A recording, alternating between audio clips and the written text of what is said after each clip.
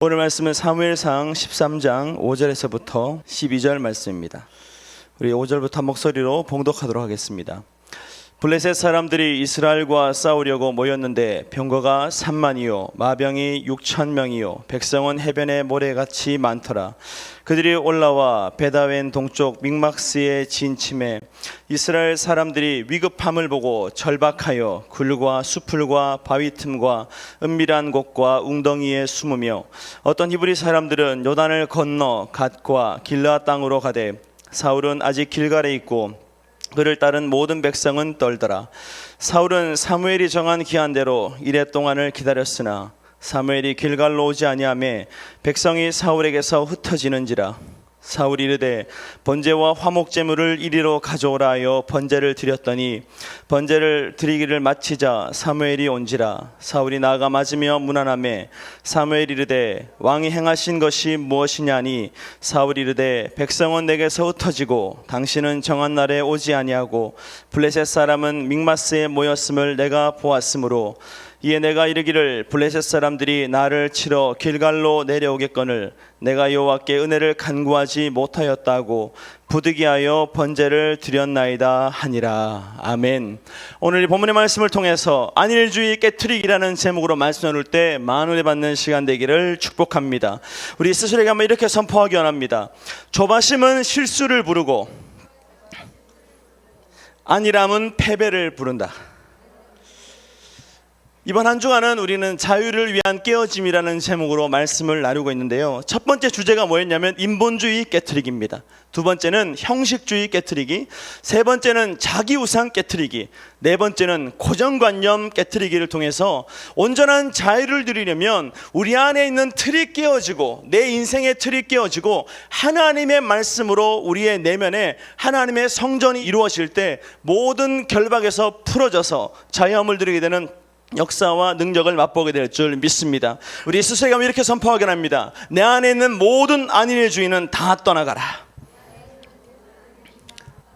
여러분, 안일주의가 뭘까요? 안일주의의 사전적 의미는 뭐냐면 편안하고 한가로운 상태나 상황만을 유지하려는 태도나 경향을 뜻하고 있습니다. 그래서 긍정적인 의미도 있지만 부정적인 의미로 사용될 때가 더 많습니다. 성경에도 잠언 1장 32절에 보면 어리석은 자의 퇴보는 자기를 죽이며 미련한 자의 안일은 자기를 멸망시키려니와 오직 내 말을 듣는 자는 평안히 살며 재앙의 두려움이 없이 안전하리라 말씀하셨어요. 오늘 자신을 의지하는 안일을 십자가에 못 박고 하나님 말씀만 의지하는 우리 모두가 되기를 원합니다. 근데 잠언에서 말하는 이 안일에 해당하는 이 히브리어는 뭐냐면 외찰루아트입니다. 외찰루아트의 원형은 찰루아입니다. 찰루아가 뭐예요? 안락하다, 형통하다는 뜻입니다. 그래서 이 찰라에서 유래된 것으로 안전과 평안을 뜻하는 것이 안일입니다.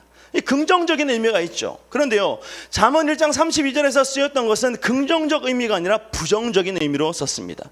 그래서 스스로의 상태에 만족하는 나태함으로 주님은 말씀하셨고, 세상에서의 성공이나 악한 행동에 빠져서 자기가 파멸될 운명에 처한지도 모른 채 그냥 살아가는 어리석음을 안일이라고 말하고 있어요. 오늘 영의 눈을 뜨고 살아가는 지혜로운 성도 되기를 축복합니다. 그래서 스가랴 1장 15절에 보면 안일한 여러 나라들 때문에 심히 진노하나니 나는 조금 노하였거늘 그들은 힘을 내어 고난을 더하였음이라 말했던 것처럼 여기에서 말하는 안일은 핫쇠 안나님입니다. 뭐냐면 좌안안이 원형인데 어원상으로 아무 염려도 없는 태평한 상태, 좋은 거죠. 아무 염려도 없는 태평한 상태인데 하나님은 스가랴 선지자를 통해서 그들에게 너희의 안일은 나태함이라고 말하고 있습니다. 아무 문제도 없이 평안한데 하나님이 그들에게 어떻게 말했어요? 너희가 누리고 있는, 지키고자 하는 안일은 나태함이라고 말했어요. 왜냐하면 그들이 누리고 있는 번영과 전쟁이 없는 평안은 하나님이 주신 선물입니다. 여러분 믿으십니까? 여러분의 삶에 그런 안일이 넘쳐나기를 원합니다. 그런데 그 이스라엘 백성들은 하나님이 주신 선물인 평안을 하나님을 제외시킨 채 자기가 누리려고 하는 욕심에 사로잡혀 있어요. 하나님을 외면한 채 나는 평안만 누리고 축복만 받겠다는 것이 아니리라고 말하고 있습니다. 오늘 모든 평화와 모든 사랑과 모든 능력의 근원은 하나님 한 분밖에 없는 줄 믿습니다. 그 하나님 안에서 자유하며 살아가는 우리 모두가 되기를 원합니다. 그래서 안일이라는 단어가 편안하고 한가로운 상태나 상황을 뜻하지만 그것에 집착이 더해져 버리면 안일주의가 됩니다. 주의가 나쁜 거죠. 안일은 좋은 거지만 그것에 집착해 내가 지키려고 하면, 내가 평안을 지키고 내가 어떤 상태를 유지하려고 하면 그것이 안일주의가 되는데, 안일주의가 될 때 가장 많이 따라다니는 수식어가 뭐냐면 무사라는 단어입니다. 무사, 칼 들고 하는 무사가 아니라 우리가 잘 아는 무사안일주의입니다. 무사안일주의. 무사안일주의가 뭐냐? 큰 탈이 없이 편안하고 한가로운 상태나 상황만을 유지하려는 태도, 어떤 문제 없이 이 상태만을 유지하려는 태도인데, 우리말에는 보신주의나 복지부동이라는 말처럼 기업이나 정치권이나 공무원들이 어떤 일을 맡아요. 어떤 일을 맡아서 할 때 큰 성과는 못 내더라도 큰 문제만 안 일어나면 다행이라는 거죠. 왜? 그들은 문제만 안 일으키면 잘릴 일이 없는 철밥통이니까. 그래서 문제만 안 일어나면 된다. 내가 어떤 성과를 내거나 어떤 혁신을 이루는 것이 아니라 그냥 문제 없이 조용히 이걸 넘기면 된다는 것이 무사안일주의입니다. 여러분, 물론 삶에서 큰 문제가 없다는 건 좋은 거죠. 근데 여러분은 큰 문제 때문에 하나님께로 밀려 오신 분인 줄 믿습니다. 문제가 우리를 누구에게로? 하나님께로 밀었어요. 그래서 인생의 모든 우여곡절들이 나를 하나님께로 밀어붙였다면 그 인생의 고난은 하나님이 허락하신 축복의 통로, 역전의 통로인 줄 믿습니다. 그래서 큰 문제가 없는 건 긍정적인 부분이죠. 그러나 무사안일주의자들의 특징이 뭐냐면 자신이 맡은 일에는 아무런 문제가 없이 잘 돌아가고 있다는 것만 부각시켜요. 내가 어떤 일을 맡았을 때 문제없이 잘하고 있다는 것을 부각시키기 때문에 이미 드러난 문제까지 은닉하고 은폐하려는 경향이 있습니다. 잘 안 돌아가요. 문제가 터졌어. 근데 어떻게 해요? 내가 잘 돌아가고 있다는 것을 사람들에게 보여줘야 되니까 그냥 드러난 문제도 덮어버립니다. 옛말에 호미로 막을 것을 가래로도 못 막는다는 말이 있어요. 오늘 여러분, 호미로 막을 것 미리미리 막는 우리 모두가 되기를 원합니다. 그래서 문제의 불씨를 초기에 진화하면 골든타임, 모든 화마, 인생을 불살라버리는 모든 불씨를 다 잠재울 수 있는데 그냥 어떻게 해요? 덮어버리고 은닉하고 은폐하다 보니까 마지막에는 아무런 손도 쓸 수 없는 내 인생 전부를 불살라버리는 지옥불이 될 때가 많다는 거죠. 오늘 드러난 문제가 있습니까? 하나님 앞에 적극적으로 고백하며 나아가는 지혜로운 성도 되기를 축복합니다. 그래서 이기는 습관의 저자였던 이 김진동 씨는 이 정도면 충분해라는 것이 안일한 태도와 사고방식의 결정체라고 말했어요. 오늘 혹시 이 정도면 충분하다는 착각 속에 빠져 살았습니까? 이 정도 예배드렸으면 충분하고, 이 정도 기도했으면 충분하고, 이 정도 헌신했으면 충분하다는 착각이 예수 이름으로 떠나가는 시간 되기를 원합니다. 그래서 그것을 안일주의라고 말했는데 그 안일주의가 평균의 함정이라고 정의하고 있습니다. 뭐라고요? 평균의 함정이 안일주의라고 정의하고 있는데, 평균의 함정이 뭐냐면 기업이나 개인이 누군가를 대상으로 어떤 수준을 비교했을 때 전체적으로 그냥 비슷하기만 하면 결과는 성장과 퇴보라는 걸로 나눠지잖아요. 결과는 분명히 나타납니다. 근데 흐름이 비슷하면 드러난 결과와 상관없이 우리는 어떻게 해요? 우리는 적당히 잘하고 있다는 거죠. 오늘 여러분, 적당히 잘하지 않고 확실하게 잘하는 우리 모두가 되기를 원합니다. 그리고 우리는 그래도 최선을 다하고 있다는 걸로 자기를 어떻게 해요? 위로해요. 이 정도면 충분하다. 상황이 이렇게 어려운데 이 정도 하는 것도 기적이라는 말로 자신의 나태함과 게으름을 위로하고 스스로 그 상태를 유지하려는 마음, 이것이 이 평균의 함정입니다. 오늘 여러분, 다른 사람과 비교하지 말고 하나님 앞에 선 나로서 살아가는 지혜로운 성도 되기를 원합니다. 예배도 마찬가지죠. 예배 때 피곤해서 누가 좋습니까? 그럼 어떻게 해요? 에이, 저 인간 존다. 그리고 어떻게 해요? 나는 안 좋으니까 하나님 나 예쁘죠? 아니요. 하나님은 마음의 중심을 보시는 줄 믿습니다. 그래서 비교할 필요가 없다는 거예요. 내가 하나님 앞에 바로 서기만 하면 하나님은 우리를 붙잡아 주시고 하나님의 능력을 부어 주셔서 세상을 변화시키는 축복의 통로, 능력의 통로로 사용하실 줄 믿습니다.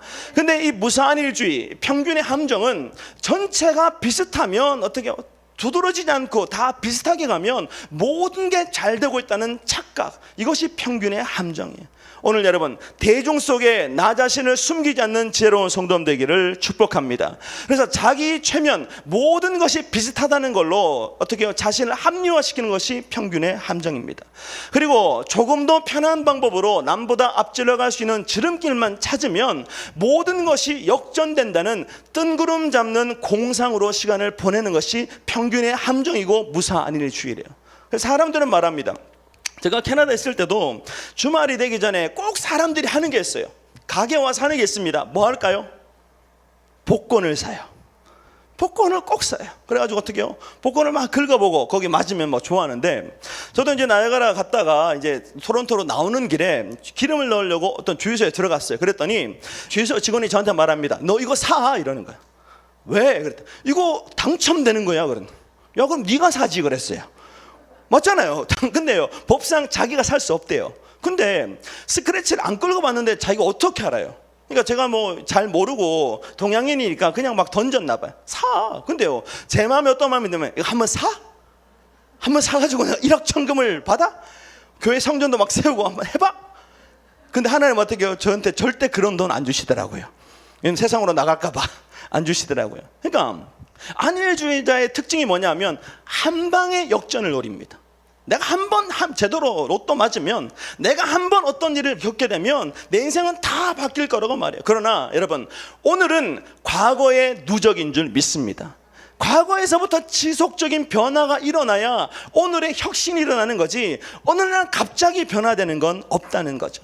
여러분, 오늘의 변화에 집중하는 우리 모두가 되기를 원합니다. 근데요, 무사안일주의자들은 스스로 안전하다고 느끼기 위해서 만든 현실의 벽과 한계의 벽에 자신을 감춥니다.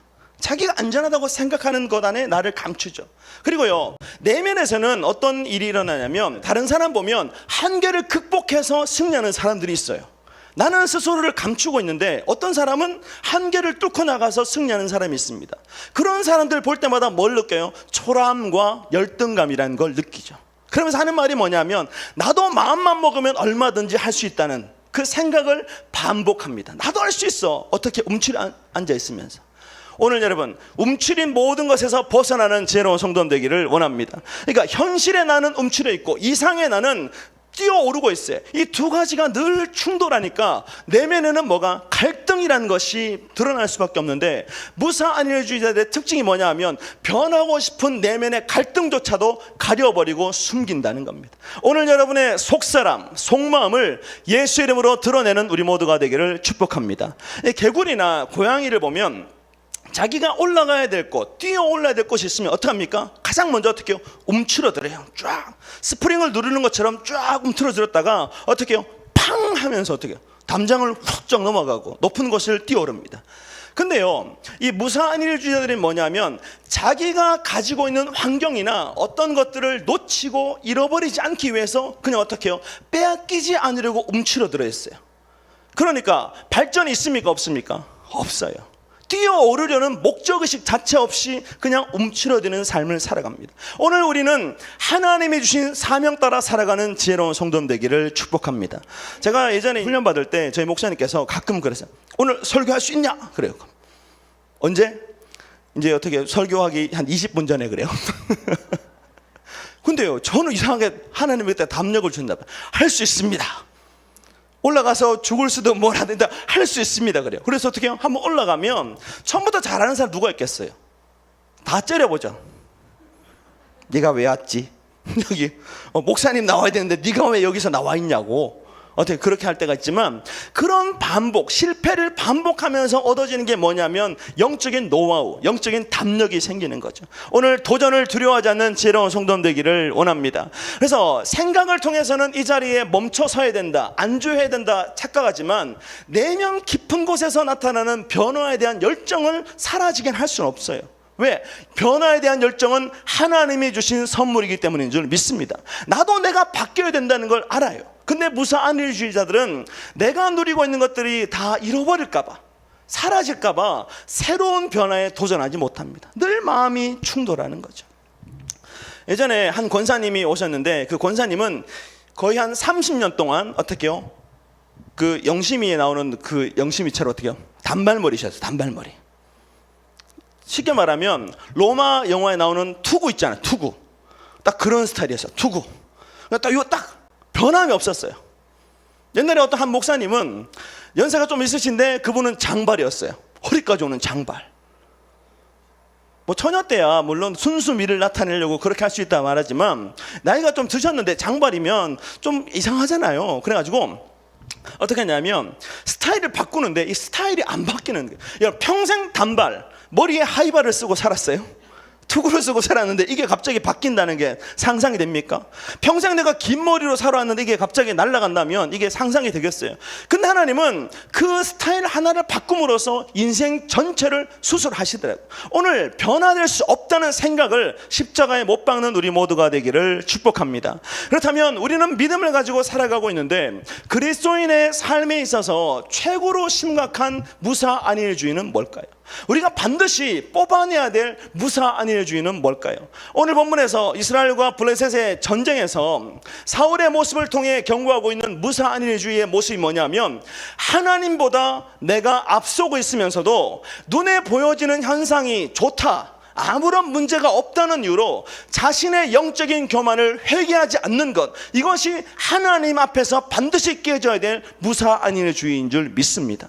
나는 하나님보다 앞서는 교만한 삶을 살아가는데 삶의 현상에는 아무런 문제가 없고 심판도 없어요. 그럼 여러분 그게 잘 된 겁니까? 안 된 거라는 거죠. 오늘 하나님의 징계와 심판을 두려워하지 않는 지혜로운 성도 되기를 축복합니다.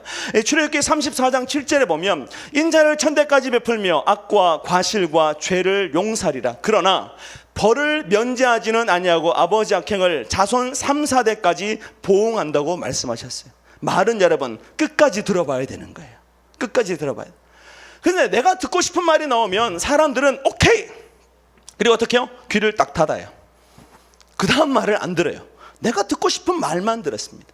그래서 오해와 이런 여러 가지 갈등이 나타나게 되는데 죄의 용서와 보응이라는 두 가지를 경고하셨어요. 죄는 용서하겠다, 그러나 그 죄의 값을 3, 4대까지는 묻겠다고 말하고 있습니다. 마치 여러분 다윗이 우리아를 죽이고 밧세바를 취했을 때 자신의 죄를 아무도 모르게 철저하게 잘 감췄어요.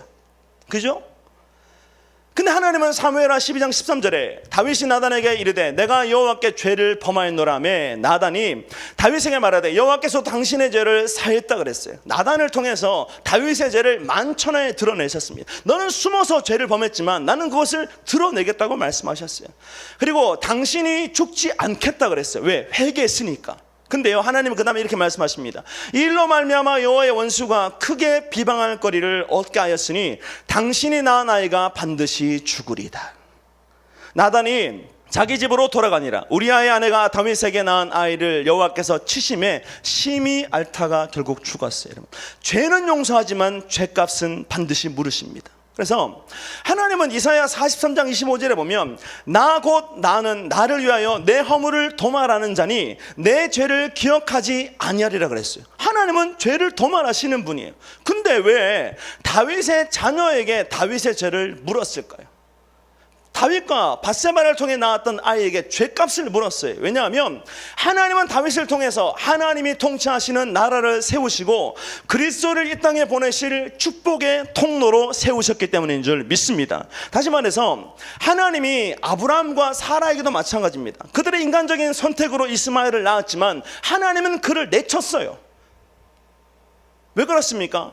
하나님의 축복의 통로, 언약의 통로로 아브라함과 사라를 세우셨기 때문에 철저하게 죄로부터 격리시키는 삶을 사신 겁니다. 오늘 여러분의 인생에 혹시 하나님이 심판이 무섭게 왔습니까? 그것은 내 안에 나도 모르는 죄와 나를 찢어놓기 위한, 죄로부터 나를 격리시키기 위한 하나님의 보호하심이라면 오늘 심판 때문에 억울해하지 마시고 심판을 통해 우리를 세우기 원하시는 하나님의 마음을 깨닫는 지혜로운 성도 되기를 축복합니다. 그래서 죄에서 격리시키기 위해서 하나님은 철저한 심판을 허락하신다는 거죠. 그래서 이방의 전도자로 부름받은 사도 바울도 고린도전서 9장 27절에 내가 내 몸을 쳐 복종하게 하면 내가 남에게 전파한 후에 도리어 자신이 버림을 당할까 두려워했다 그랬어요. 내가 하나님의 사역을 위해서 최선을 다했지만 그럼에도 불구하고 내 안에는 죄로부터 내가 떨어지지 않으면 하나님께 버림받을 수 있다. 이것이 사명자에게 주어진 하나님의 특별한 은혜인 줄 믿습니다. 죄로부터 철저하게 격리시키는 것이 하나님의 뜻이죠. 역대상 21절에 보면 다윗이 인구조사를 한 기록이 나옵니다. 근데 하나님 어떻게 합니까? 징계하셨어요. 징계하셨는데 왜 하나님이 심판했습니까? 1절에 보면 사탄이 일어나 이스라엘을 대적하고 다윗을 충동하여 이스라엘을 계수하게 했다고 기록된 것처럼 다윗의 모든 행동 뒤에는 악한 영이 존재했기 때문입니다. 그래서 하나님이 진노하셨어요. 야, 네가 교만해가지고 지금까지의 모든 전쟁에서 승리한 공로가 마치 이스라엘 백성의 인구가 많아서인 것처럼 착각하고 있냐? 내가 그걸 심판하겠다.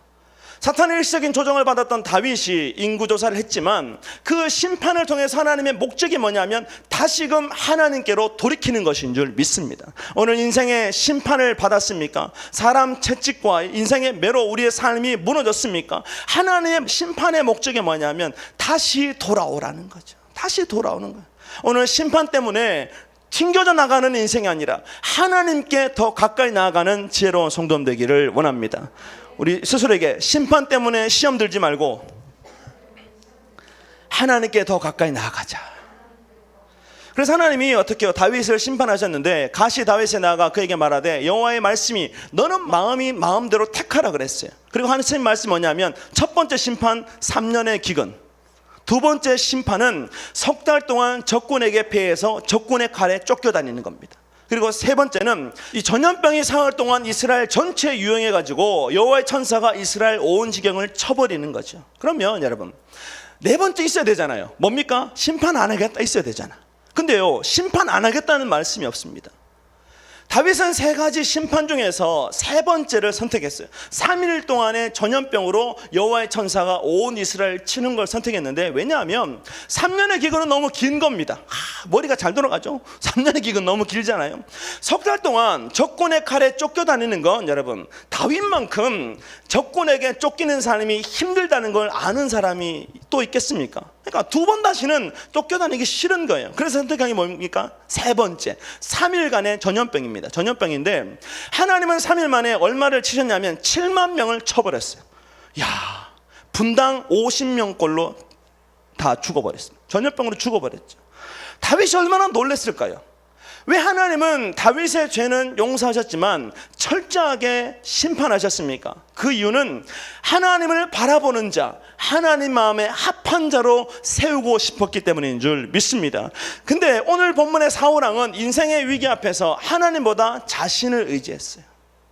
자신이 선택한 어떤 일에 아무런 심판이 없다는 이유로, 오히려 승리했다는 이유만으로 하나님 앞에서 회개하지 않고 오히려 어떻게 합니까? 교만한 삶을 살았습니다. 사무엘상 15장 11절에 보면 내가 사울을 왕으로 세운 것을 후회한다고 하나님이 말씀하셨어요. 얘가 하는 거 보니까 너무 마음에 안 드는 거예요. 마음에 안 맞는 거예요. 근데 사울은 그 하나님의 마음을 깨달을 수 없었습니다. 왜? 눈에 보이는 현상이 태평성대였고 전쟁 나갈 때마다 승리하는 삶을 살았기 때문에. 오늘 여러분, 현상이 아니라 본질에 집중하는 지혜로운 성도 되기를 원합니다. 근데 사무엘은 근심하여 온 밤을 어떻게 해요? 여호와께 부르짖으며 기도했어요. 오늘 영의 눈을 뜨고 살아가는 지혜로운 성도 되기를 축복합니다. 하나님이 나 때문에 후회하고 있다는 사실을 까맣게 모른 채 모든 것이 잘 되고 있으니까 내 믿음도 건강하다는 착각 속에 빠져 있어요. 여러분, 잘 나갈 때 자신의 믿음을 점검하는 지혜로운 성도 되기를 축복합니다. 선줄로 할 때 넘어질까 조심하는 지혜로운 성도 되기를 원합니다. 왜 사울이 그토록 안심하고 무사한 일주에 빠질 수 있었냐면 왕의 자리가 아직까지 보존되고 있었기 때문입니다. 전쟁 때문에 위태위태했지만 왕자를 뺏기진 않은 거예요. 위기는 있었지만 언제나 어떻게 해요? 자신의 자리와 이익은 보존되고 있었습니다. 이것이 무사 안일주의 신앙의 특징이라는 거죠. 내게 손해가 없으면 영적인 죽음이 찾아오고 내면이 썩어 문드러져도 결코 회개하지 않는 삶을 살아갈 때가 많습니다. 눈에 보이는 것에 아무런 변화가 없다고 해서 자기 안에서 죄가 득세하는 것을 방치하지 않는 지혜로운 성도 되기를 축복합니다. 다 잘 될 때 뭐를 봐야 돼요? 내 속사람이 건강한지 병들었는지를 점검할 줄 아는 우리 모두가 되기를 원합니다. 그래서 하나님은 잠언 29장 1절에 자주 책망을 받으면서도 목이 곧은 사람은 갑자기 패망을 당하고 피하지 못한다 그랬어요. 오늘 우리는 여러분 자주 책망을 받아서 즉시 돌이키는 삶을 살아가는 우리 모두가 되기를 원합니다. 어르신들 중에 장수하시는 분 있잖아요. 근데요, 장수하시는 분은 잔병치레 많이 하신 분이 오래 사십니까? 건강하신 분이 오래 사십니까? 잔병치레 많이 하신 분이 오래 살아요. 왜? 늘 병을 달고 사니까 병원에 가는 거죠. 이거 아프면 병원 가서 점검받고 약 타서 드시고 이러니까 그냥 작은 병으로 끝나는데, 몸이 건강한 사람은 어떻게 해요? 나 건강해, 내가 힘을 봐라, 내가 뭐 50이고 60인데 내가 청춘이다 막. 그러면 여러분, 내가 건강하니까 자기 건강을 믿다가 어떤 일이 벌어져요? 한 방에 쓰러진 일들이 벌어지더라고요. 오늘 여러분, 하나는 마찬가지입니다. 우리에게 자주 책망하시는 이유는 뭐냐면 속사람이 병들지 않도록 날마다 경각심을 주기 위해서 자주 책망하시고 작은 일에도 심판하신다면, 무사안일주의, 내 삶이 아무런 문제가 없으니까, 내 자녀들 잘 나가니까, 우리 사업 잘 되니까, 나 돈 많이 버니까, 이것 때문에 내 신앙을 평가하지 않는 지혜로운 성도 되기를 원합니다. 하나님은 속사람을 보신다는 거죠. 사울왕은 회개의 기회를 놓쳤습니다. 왜? 모든 일이 잘 되고 있다는 무사안일주의에 빠졌기 때문에. 그렇다면 무엇이 우리로 하여금 무사안일주의자로 살아가게 만들까요? 첫 번째로 우리가 무사안일주의자로 살아가는 이유는 뭐냐면 자기 고집을 버리지 못했기 때문입니다. 우리 스스로에게 한번 선포하게 됩니다. 내 안에 있는 모든 고집은 다 떠나가라. 고집이 뭐냐면 자기 의견을 바꾸거나 고치지 않고 굳게 버티는 행동이나 성격이래요. 안 바뀌는 사람, 고집 센 사람입니다. 근데요, 또 하나 의미가 있습니다. 마음속에 남아있는 최초의 심상을 계속 재생하는 것을 고집이라고 정의하고 있어요. 두 번째가 뭐라고요? 마음에 남아있는 최초의 심상, 첫인상을 계속 반복하는 것도 고집이라고 말하고 있어요. 오늘 선입견의 틀을 벗어버리는 지혜로운 성도 되기를 원합니다. 사람을 봤을 때 선입견이 결정되는 건 3초면 된대요. 오늘 여러분, 아무리 무뚝뚝한 얼굴을 가졌더라도 3초만 웃어주면 첫인상을 좋게 심어줄 수 있습니다. 근데 그 3초를 못 견뎌가지고 어떻게 해요? 인상이 그냥 망가지는 거죠. 첫인상이 무너지게 되는데, 그래서 자신의 첫인상을 반복 재생하는 것도 고집이래요. 내 안에 첫 번째 남아있는 인상을 계속 반복하는 게 고집인데, 이 블레셋과의 전쟁에서 이스라엘 백성이 받았던 첫인상은 뭘까요? 5절에 보면 블레셋 사람이 이스라엘과 싸우려고 모였는데 병거가 3만이요 마병이 6,000명이요 백성은 해변에 모래같이 많았대. 그러니까 압도적인 물량 공세입니다. 압도적인 전력 차이죠.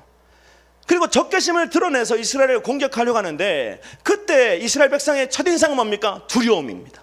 생각해 보세요. 우리는 소수인데 상대는 엄청나게 큰 덩치가 와가지고 우리를 위협하면 첫인상이 뭐예요? 두렵다는 거죠. 그때 이스라엘 백성들이 어떻게 반응했냐면 6절에 이스라엘 사람들이 위급함을 보고 절박하여 굴과 수풀과 바위 틈과 은밀한 곳과 웅덩이에 숨으며 그랬어요. 피할 수 있는 구멍구멍은 다 들어갔어요. 기가 막히죠. 너무 두려우니까 다 도망가 버렸어요. 그리고 7절에 보면 어떤 이브리 사람은 요단을 건너 갓과 길르앗 땅으로 가되 그랬어요. 얼마나 무서웠는지 요단강을 건너버렸어요. 국경을 건너버렸어요. 왜? 요단강 건너가면 안 쫓아올 줄 알고 건너가 버렸죠. 그리고 사울은 아직 길갈에 있고 그를 따르던 모든 백성은 떨었다라고 기록하고 있습니다. 이것이 블레셋을 바라봤던 이스라엘의 첫인상이 너무 두려웠어요. 두려움 때문에 사시나무 떨듯이 떨며 쫄았습니다. 그러나 하나님이 기대하는 반응이 뭐냐면 사무엘상 13장 32절에 다윗이 사울에게 말하되 그로 말미암아 사람이 낙담하지 말 것이라 주의 종이 가서 저 블레셋 사람과 싸우리라. 그래서 오늘 여러분 모두 다 두려워할 때 여러분이 하나님의 종이 되고 하나님의 군사가 되어서 담대히 맞서는 지혜로운 성도 되기를 원합니다. 다윗이 블레셋 사람에게 말합니다. 너는 칼과 창과 단창으로 내게 나오거니와 나는 만군의 여호와 이름 곧 내가 모욕하는 이스라엘 군대 하나님의 이름으로 내게 나간다고 선포했어요.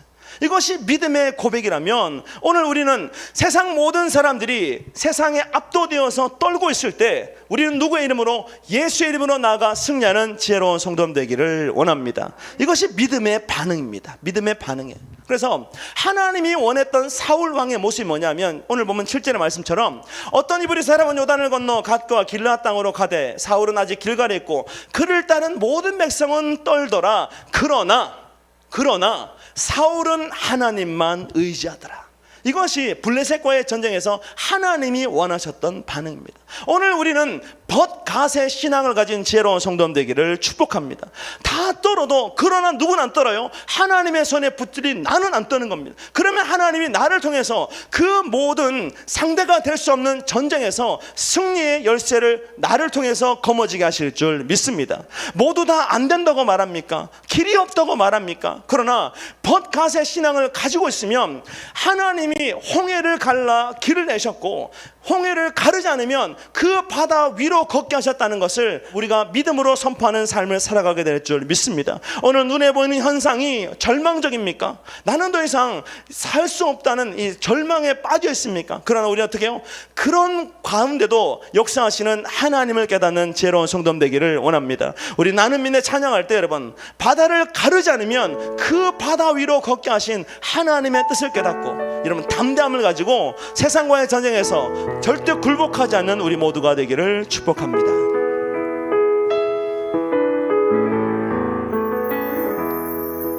내게 허락하신 시련을 통해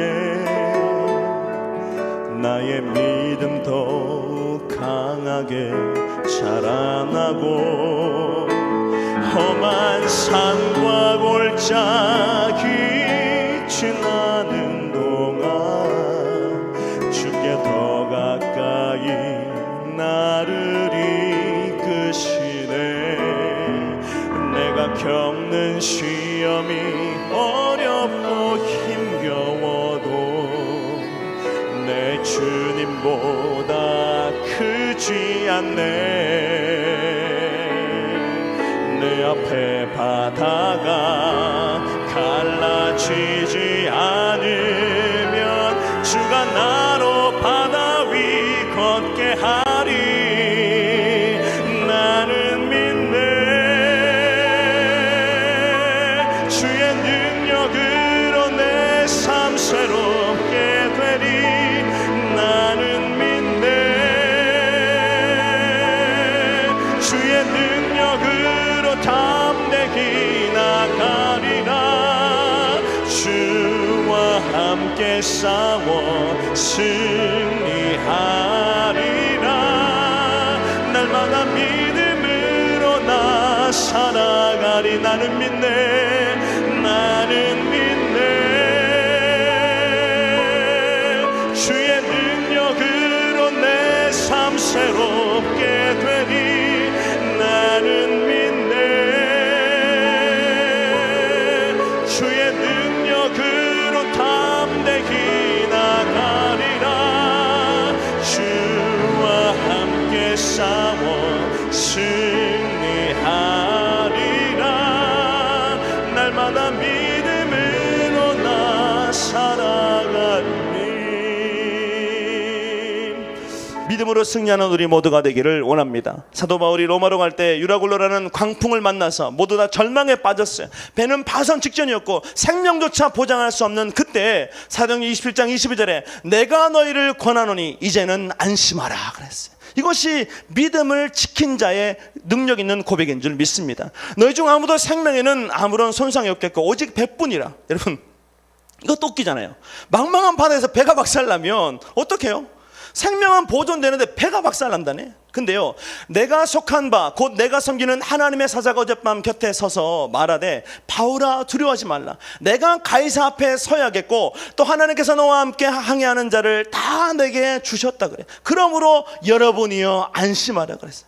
오늘 우리는 망망대를 항해하고 있지만 그 망망대에서 내 인생의 배가 파손될지라도 하나님만 의지하는 믿음이 있으면 우리의 생명이 보존되게 될 줄 믿습니다. 하나님이 원하는 사명지로 하나님이 우리를 온전히 인도해 주실 줄 믿습니다. 그래서 나는 내게 말씀하신 그대로 되리라고 하나님을 믿는다 그랬어요. 오늘 인생의 절망의 때에 하나님의 말씀 붙잡으시고 하나님의 신실하심만 의지하는 우리 모두가 되기를 원합니다. 근데요, 사도 바울은 그렇지 못했어요. 인생의 위기 앞에서 하나님이 아니라 자신을 의지했어요. 이것이 무사 안일주의자의 특징입니다. 물론 사울도 블레셋과의 전쟁이라는 인생의 문제 앞에서 믿음으로 반응했습니다. 그 믿음의 반응이 뭐냐면 사무엘 선지자에게 사람을 보냈어요. 여기가 급하니까 속히 와달라고 사무엘 선지자에게 사람을 보냈습니다. 야고보서 5장 14절에 너희 중에 병든 자가 있느냐? 그는 교회의 장로들을 청할 것이요 그들은 주의 이름으로 기름을 바르며 그를 위하여 기도할지라 말했다는 것처럼 하나님은 인생의 문제 앞에서 기도의 동력자, 믿음의 일꾼들을 통해서 역사해 주시는 줄 믿습니다. 오늘 내 힘으로 안 되는 게 있습니까? 믿음의 동력자, 기도의 동력자를 청하셔서 삼겹줄은 끊어지지 않는다는 말씀처럼 기도로 승리하는 우리 모두가 되기를 원합니다. 그래서 믿음으로 하나 된 합심 기도는 하늘 보좌를 움직이며 하나님이 우리의 삶 가운데 오시게 만드는 능력의 통로, 축복의 통로라는 거죠. 사울 역시 여러분 사무엘을 통해서 블레셋과의 전쟁이라는 현실에서는 극복할 수 없는 문제를 영적인 문제로 인식했던 거예요. 내 힘으로 안 된다는 거. 그래서 어떻게 해요? 하나님의 사자의 도움을 구했습니다. 그래서 영적으로 보면 탁월해요. 근데요, 그 믿음에 하나님은 사무엘 선지자를 통해서 7일만 기다리라고 응답하신 줄 믿습니다. 하나님이 7일만 기다려요. 왜 하나님이 7일의 기다림을 선포하셨냐면 사무엘상 10장 8절에 보면 너는 나보다 앞서 길갈로 내려가라. 내가 내게로 내려가서 번제와 화목제를 드리리니 내가 내게 가서 내가 행할 것을 가르칠 때 7일 동안 기다리라 그랬어요. 그러니까 그 전에 하나님이 사울에게 7일 동안 기다려. 그가 사무엘에게서 떠나가려고 몸을 돌이킬 때 하나님이 새 마음을 주셨고 그날 그 징조도 다 응했다 말씀했던 것처럼 이미 사울의 인생에는 7일의 응답이라는 기적의 삶의 경험이 있는 겁니다. 오늘 여러분 인생의 간증을 인생의 위기에 사용하는 지혜로운 성도 되기를 원합니다. 사울은 이미 7일 만에 응답하시는 하나님의 은혜와 역사를 경험했어요. 그러면 사울왕이 사무엘이 7일 기다리라고 말한다면 어떻게 반응이 됩니까? 하나님이 저번처럼 7일 안에 완벽하게 응답하시려고 이 사건도 이 문제도 7일 안에 완벽하게 해결하시려고 또 나에게 응답 주셨구나. 할렐루야 아멘 해야 되지 않겠습니까? 아멘 해야죠. 왜? 이미 나는 경험했으니까. 근데요, 사울왕은 7일을 완전히 채우지 못했습니다. 여러분, 하나님의 역사는 기적을 창조할 수 있는 인생의 한계라는 것을 재료로 사용한다면 오늘 불가능이 기적의 재료라는 것을 깨닫는 우리 모두가 되기를 원합니다. 내가 안 되는 일이 하나님이 역사하실 순간이라는 걸 고백해야 되죠. 그래서 그럼에도 불구하고 우리는 어떤 삶을 살아내면 하나님만 전적으로 신뢰하는 믿음이 순종을 통해서 채워질 때 하나님은 하나님의 때에 역사하시는 줄 믿습니다. 마치 요한복음 2장에 기록된 가나 혼인잔치의 기록처럼 예수께서 그들에게 이르시되 항아리에 물을 채우라 하신즉 아기까지 채우니 어떻게 말해 이제는 떠서 갖다 주라 그랬어요. 그때 어떤 일이 벌어졌습니까? 물로 된 천상의 포도주가 그 잔치를 더욱더 기쁘게 만들었어요. 우리 인생의 참된 기쁨은 하나님으로만 주어지게 되는 줄 믿습니다. 근데 어떻게 해요? 순종해서 아기까지 채워야 돼요. 가득 채워야 돼요. 오늘 여러분의 마음에는 얼마만큼 은혜가 채워져 있습니까? 가득 채워나가는 우리 모두가 되기를 축복합니다. 그래서 천상의 포도주를 맛봤습니다. 그래서 하나님이 행하시는 기적은 하나님의 때에 하나님의 은혜가 충만히 채워지면 기적은 일상이 된다는 거죠. 오늘 여러분의 삶이 그런 역사가 나타나기를 원합니다. 근데요, 사울왕은 7일까지는 잘 견뎠어요. 근데요, 7일을 온전히 채우지 못했어요. 이거 얼마나 안타까운 거예요. 그냥 하루 했다가 삐져가지고 돌아가는 게 아니라 7일까지 잘했다니까요. 근데 문제는 뭐냐면 7일을 온전히 채우지 못했다는 거죠. 그래서 앤드류 모레이는 주님은 나에게 완전한 순종을 요구하신다는 자신의 책에서 99%의 순종도 결국 불순종이라고 말했습니다. 주님은 100%라는 완전한 순종을 원하신다고 말씀하셨어요. 여러분은 지금 몇 퍼센트 순종하고 있습니까? 70입니까? 80입니까? 90입니까? 아니면 나름대로 다른 사람보다 더 많이 하셔서 99까지 채우셨습니까? 그러나 중요한 건 나머지 1을 채워서 100을 만들어야 하나님이 기적과 은혜와 능력 베풀어 주실 줄 믿습니다.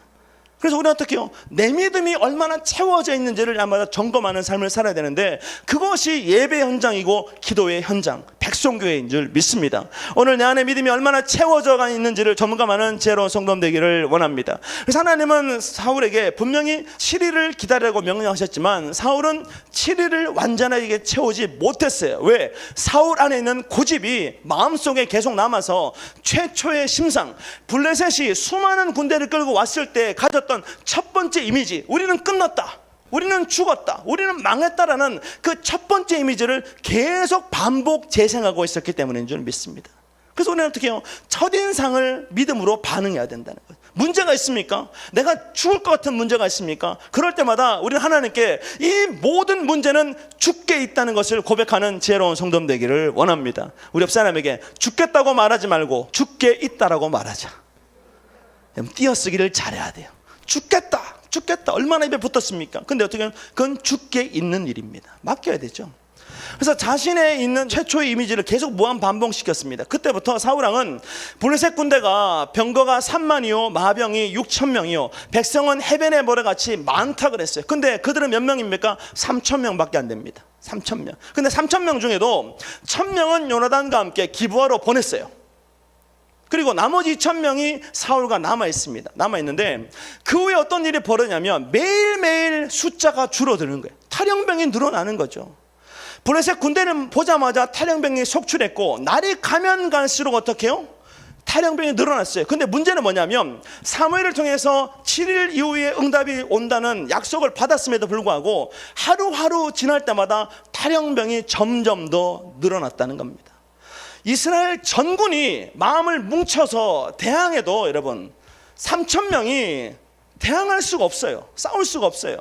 근데 블레셋 군대를 보자마자 점점 다 도망치니까 어떤 일이 벌어집니까? 마지막에는 15절에 사무엘이나 길갈에서 떠나 베냐민 기브아로 올라가니 사울이 자기와 함께한 백성의 수를 세어보니 600명 가량이라고 말했어요. 여러분 2,000명에서 지금 몇 명 남았습니까? 600명만 남았어요. 다 도망친 거죠. 다 도망쳤어요.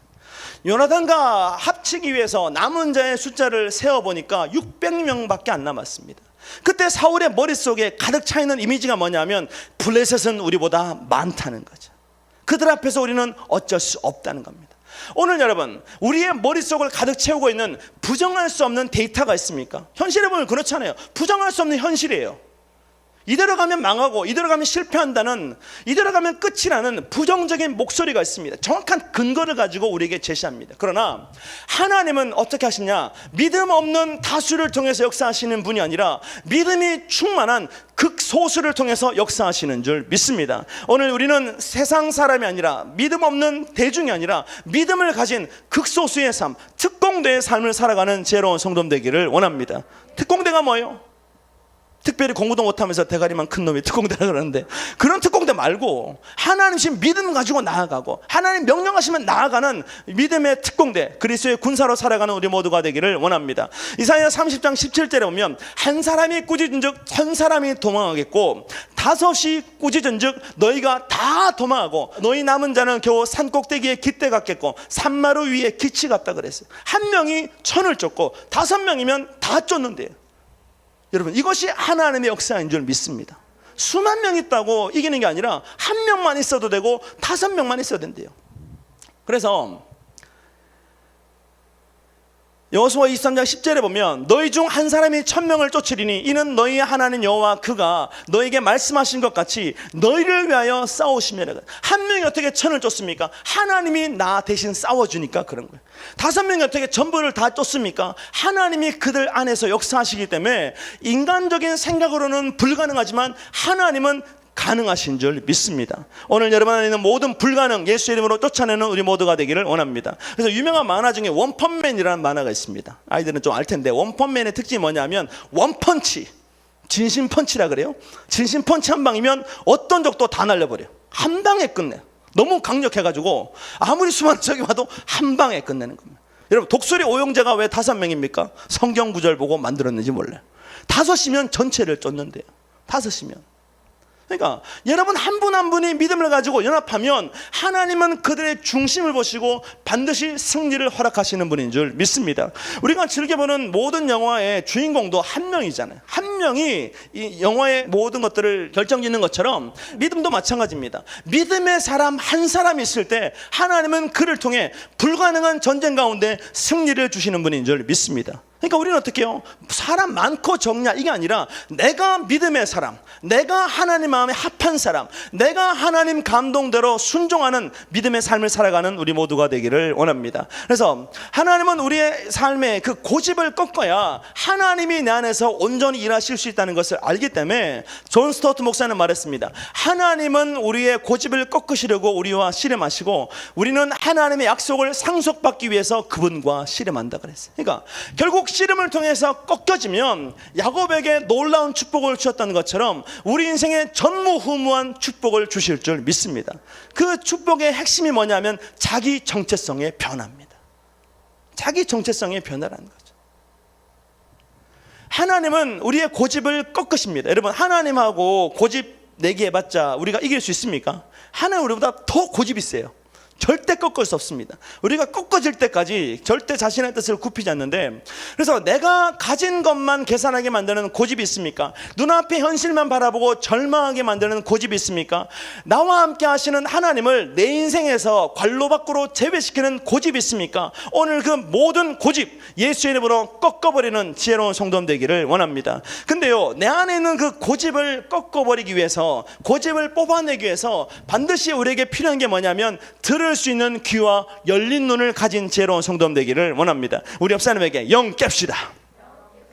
영 깨면 어떻게 해요? 눈이 뜨여지고 귀가 열려지는데, 우찌무라 간조가 말했습니다. 만일 하나님이 인간을 저주하신다면 질병이나 실패나 배신이나 죽음으로 하는 것이 아니라 하나님이 살아계심을 믿지 않는 불신앙과 성경을 읽어도 하나님의 말씀이 들려지지 않는 막힌 귀와 감사한 마음이 생기지 않는 메마른 마음으로 저주할 거라 말했어요. 오늘 얼마나 우리는 말씀을 많이 듣습니까? 그러나 영의 귀가 막혀버리면 그 말씀이 한마디도 내 안에 들어올 수 없대요. 오늘 영의 귀가, 영의 눈이 열린 우리 모두가 되기를 원합니다. 그래서 막귀와 막눈을 가지고는 영적 전쟁에 승리할 수 없습니다.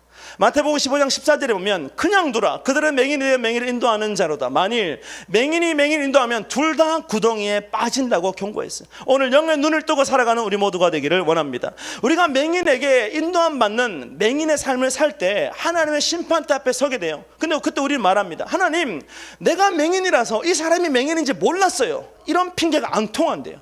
그러니까 마지막 때일수록 우리에게 필요한 건 영적인 안내자와의 만남의 축복이 필요하다는 거죠. 오늘 영의 눈을 뜨는 우리 모두가 되기를 원합니다.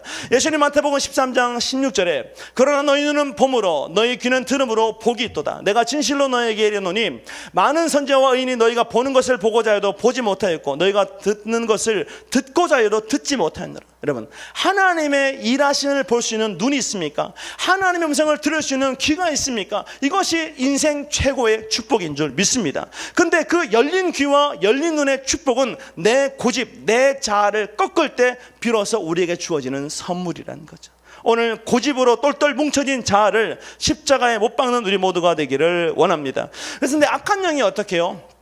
그리스도인에게 눈을 가리고 귀를 가려서 자기 길, 자기 뜻만 고집하는 외골수의 인생을 살아가게 만듭니다. 악한 영이 너무 잘하는 거예요. 영의 눈을 뜨면 나 버릴 거 알고 내가 원하는 대로 가지 않을 거 아니까 귀를 가리고 눈을 막아버려요.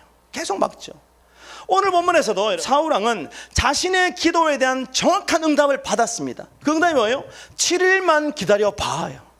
7일만 기다려봐. 여러분 같으면 7일만 기다리면 내가 응답 줄게 그러면 할렐루야 아멘 하시겠습니까? 안 하겠습니까? 하죠. 우리는 문제가 뭐냐면 도대체 응답이 오고 있는지, 천국에서 택배로 배달되는데 오다가 배달 사고 난 건 아닌지 늘 의심합니다. 이거 올 때가 됐는데 안 와요. 분명히 이때쯤 와야 되는데 안 와요. 그래서 우리는 어떤 마음을 가지고 있냐면 쿠팡 사장님이 빨리 천국에다가 대리점 하나 냈으면 좋겠어요. 왜 그렇습니까? 그날 주문하면 그 다음 새벽날 도착해버려요. 어떻게 해요? 또 그날 주문하면 그 다음 날까지는 무조건 도착합니다.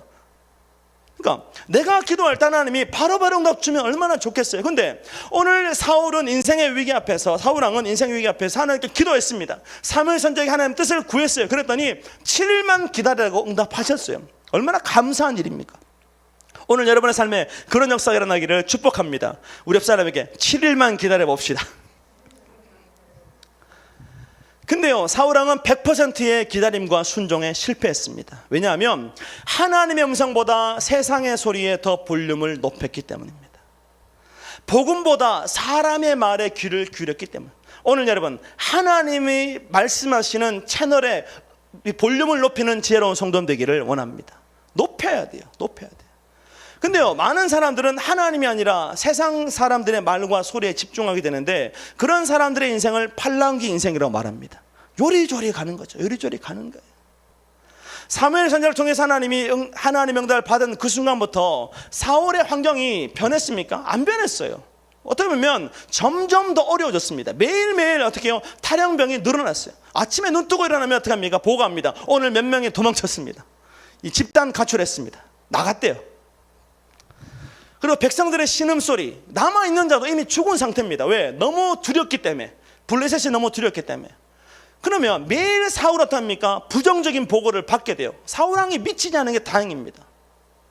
그럴 때일수록 우리 어떻게 해요? 내 안에 있는 간증을, 그리고 기록된 말씀을 의지하는 지혜로운 성도 되기를 원합니다. 여러분에게는 누구에게도 들려줄 수 있는, 부정할 수 없는 간증이 있잖아요. 왜 그렇습니까? 인생의 위기 때 그거 쓰라고. 그리고 똑같은 위기를 당하고 있는 자가 있다면 그 간증을 통해서 그 영혼 세우라고 우리에게 고난을 뛰어넘는 간증을 허락하셨다면, 오늘 인생의 위기와 문제를 만날 때마다 내게 주신 믿음의 간증으로 하나님의 뜻을 이뤄나가는 지혜로운 성도 되기를 원합니다. 이게 정상인 거예요. 이게 정상이에요. 들을 귀와 열린 눈을 가진 사람의 특징인데, 근데 사울왕은 일주일이라는 그 시간을 그렇게 살지 못했습니다.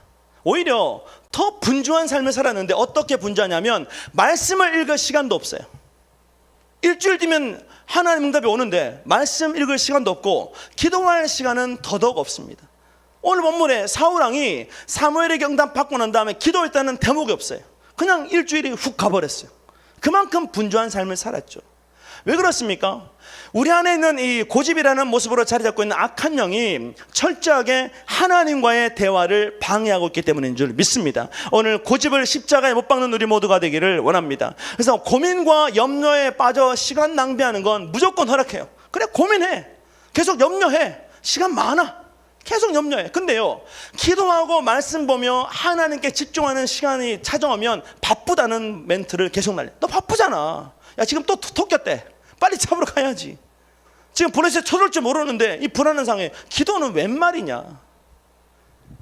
그래서 게으름의 또 다른 이름을 분주함이라고 말할 수 있다면, 오늘 여러분, 하나님의 일에 대해서 게을러지는 모든 분주함을 십자가에 못 박는 우리 모두가 되기를 원합니다. 그래서 무사일주의는 이대로 가면 다 잘 될 거라는 착각은 고집을 통해서 점점 강해지게 되는데, 그때 어떤 일이 벌어져요? 하나님이 기뻐하신 일에는 철저하게 게을러지고 악한 영이 기뻐하는 일에는 철저하게 부지런해진다는 겁니다. 여러분, 핸드폰 하루에 얼마나 많이 쓰십니까? 막 검색하시죠. 이것도 보고 저것도 보고 필요한 거 있으면 어떻게 해요?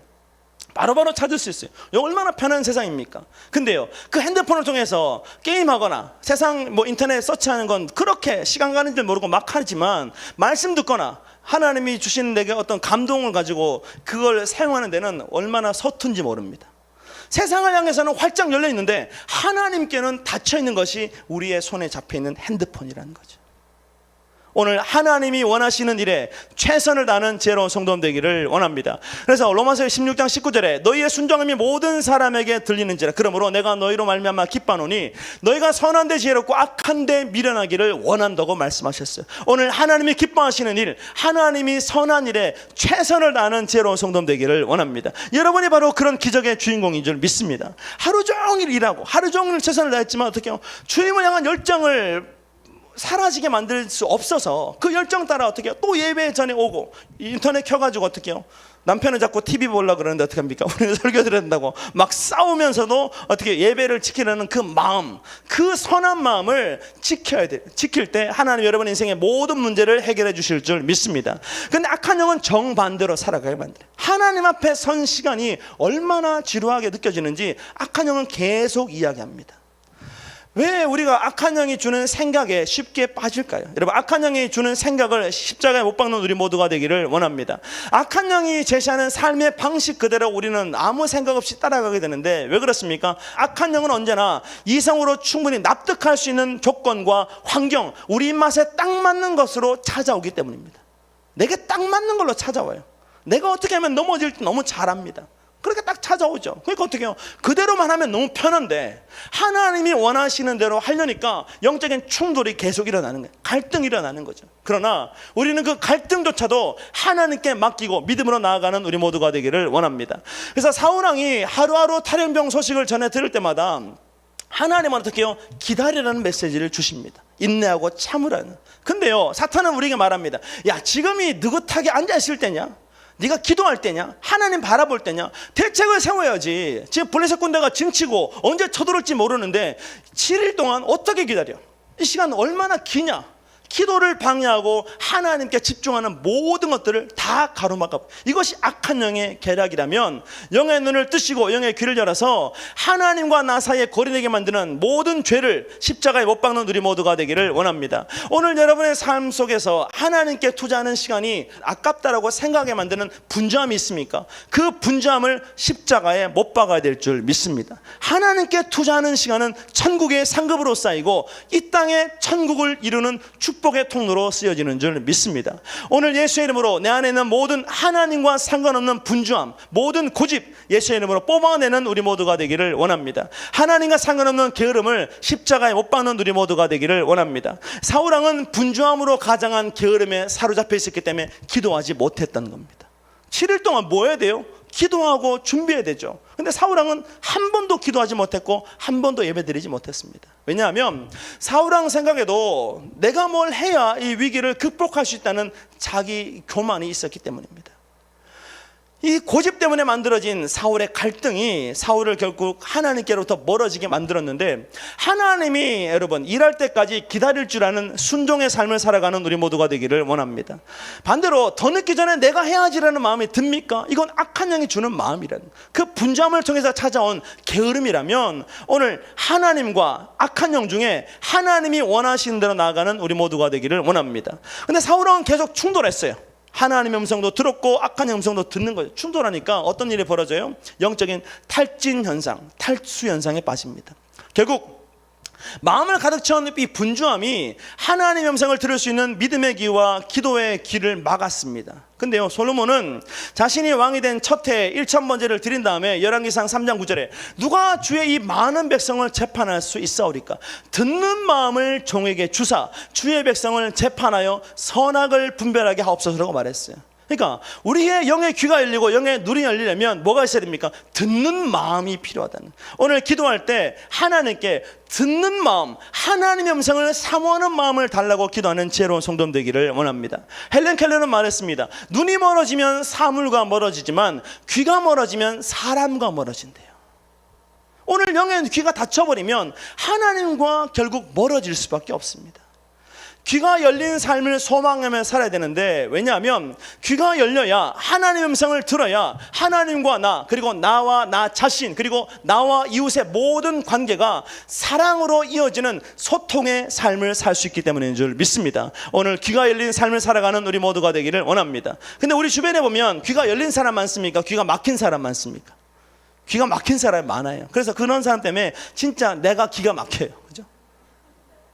그렇게 예배 가자고 말하는데 추가라고 예배는 안 오네. 돈을 줘서라도 꼬셔와야 돼.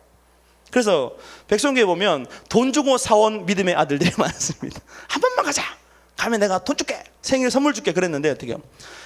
그 오니까 어떻게 해요? 하나님이 귀를 열어주셔서 듣기 싫지만 어떻게 해요? 그 마음에 말씀의 씨를 뿌려버려서 결국 듣는 마음을 허락해 주실 줄 믿습니다. 그래서 우리는 어떻게 해요? 주변에 기가 막힌 사람이 많다고 불평할 것이 아니라 혹시 내가 귀가 막힌 삶을 살고 있지 않는지, 그 영혼의 신음소리를 듣지 못하고 하나님의 음성을 듣지 못하는 귀와 눈이 막힌 삶을 살고 있지 않는지 자기 자신을 점검하는 우리 모두가 되기를 축복합니다. 두 번째로 우리가 무사안일주의에 빠지게 만드는 이유는 뭐냐면 자기 체면 때문이래요. 체면. 옛말에 양반은 물에 빠지면 개 헤엄은 안 친다는 말이 있대요. 왜? 폼이 안 나니까. 그리고 어떻게 해요? 냉수 먹고 이빨 쑤신다는 말도 있대요.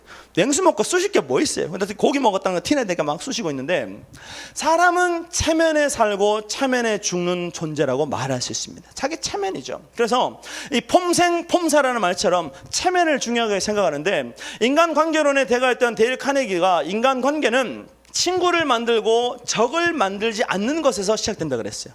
여러분, 친구를 많이 만드는 우리 모두가 되기를 원합니다. 그리고 프랑스의 철학자 프랑스와 드 라 로슈푸코는 적을 원한다면 친구보다 뛰어난 사람이 되라. 그러나 친구를 원한다면 친구들이 너보다 뛰어난 사람이 되도록 만들어주라 그랬어요. 오늘 여러분은 친구보다 뛰어나야 직성이 풀리는 사람입니까? 친구를 뛰어나게 만들어주고 세워줘야 직성이 풀리는 사람입니까? 거기에 따라서 인간관계가 달라진대요. 무슨 말이냐? 상대방을 존중하고 상대방으로 하여금 내가 소중한 존재라는 느낌을 받도록 만들 때 관계의 모든 막힌 담이 풀어진대요. 오늘 누군가를 주의 전으로 인도하고 싶습니까? 그러면 그 영혼을 세워줄 줄 아는 지혜로운 성도 되기를 원합니다. 세워줘. 실제로 데일 카네기의 인간관계론에 보면 J.A. 윈트라는 사람의 이야기가 실려 있는데, 이 J.A. 윈트는 뉴욕에서 가장 커다란 인쇄업체의 사장인데 그 회사에 날마다 불평하는 기계공이 있었대요. 사장님 봐도 불평하고 막 날마다 사람들에게 불평을 전파하는데, 일이 너무 많으니까 노동시간을 줄여달라, 그리고 일이 너무 많아서 조수 좀 붙여달라 그랬어요. 막 날마다 불평하는 거죠. 근데 인쇄 기계 다루는 사람이 일을 잘해야 이 원활하게 돌아가는데 그 사람 때문에 전부가 불평하는 겁니다. 근데요, J.A. 원트라는 사람은 어떻게 했냐면 조수를 붙여주지 않고, 그리고 업무 시간을 줄여주지도 않고, 심지어 일의 양을 줄여주지도 않았음에도 불구하고 그 사람을 행복한 사람으로 바꿔버렸어요. 불평 가득한 사람을 행복한 사람 바꿨는데, 그가 사용했던 방법이 뭐냐면 그 불평 많은 기계공에게 개인 사무실을 내줘버렸대요.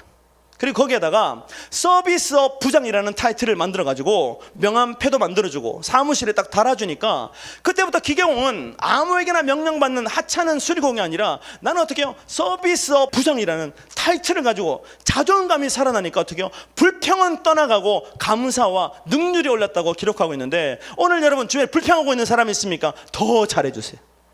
확 세워버리세요. 그래가지고 어떻게 해요? 불평이 떠나가고 감사가 넘치는 삶을 살아가는 우리 모두가 되기를 원합니다. 한마디로 내가 누군가에게 중요한 사람이라는 인정을 받게 되면 사람은 어떻게 해요? 변화된다는 거죠.